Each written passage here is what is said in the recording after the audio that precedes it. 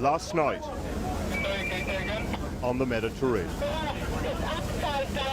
The European migrant and refugee emergency has not gone away.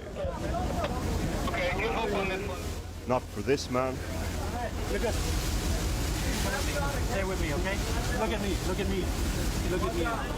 Not for this woman. Rescue blankets, we need rescue blankets. Rescue blankets. Not for the volunteers struggling to cope. It started for us at sunrise yesterday, 15 miles off the coast of Libya.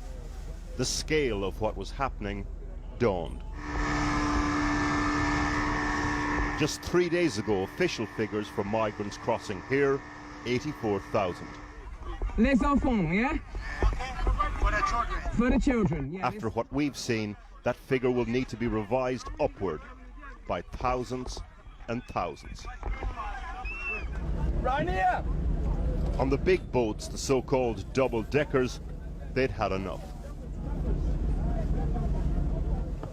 At this point, the rescue boat we're on is already full.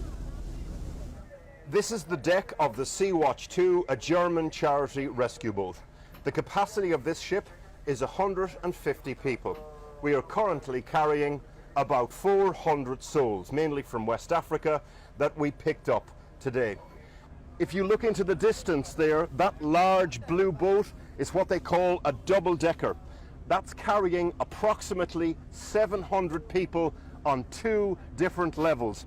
They've just arrived, and earlier in the day we were seeing people jump off those into the water, which is the nightmare scenario for the charities that are here. There are tough questions to answer here. Are these rescue missions part of the smugglers' business model? What of the politics of this? But for one woman, on one boat, the crisis boils down to this.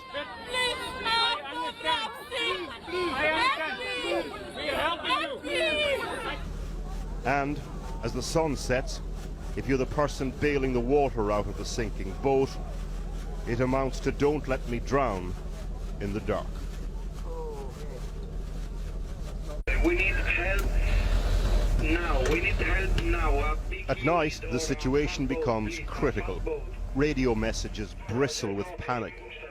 Migrant boats are sinking all around us. Then onto the crowded boat, the casualties.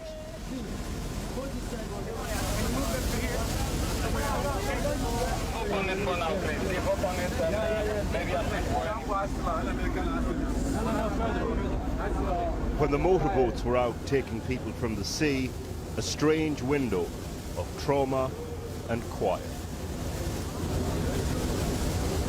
Just the rustle of the foiled blankets.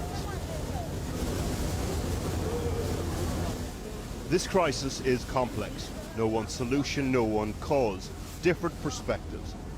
The volunteer head of mission, Ryanair Boer, is a locksmith from Holland and has a perspective too.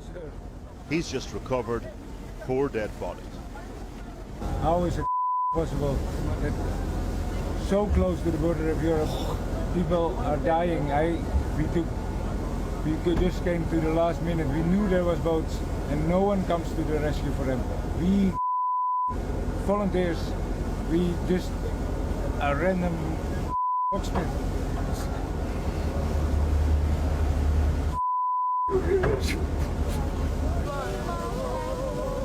The thing about this crisis, the closer you get to it, the harder it is to make sense of why it's happening.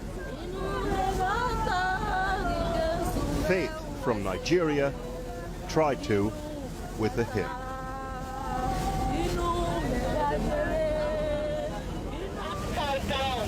Last night we brought you the story of the rescue. The struggle to cope. The scale. Are you okay? Excuse me? Tonight, the story of those rescued. Have you been to see the doctor?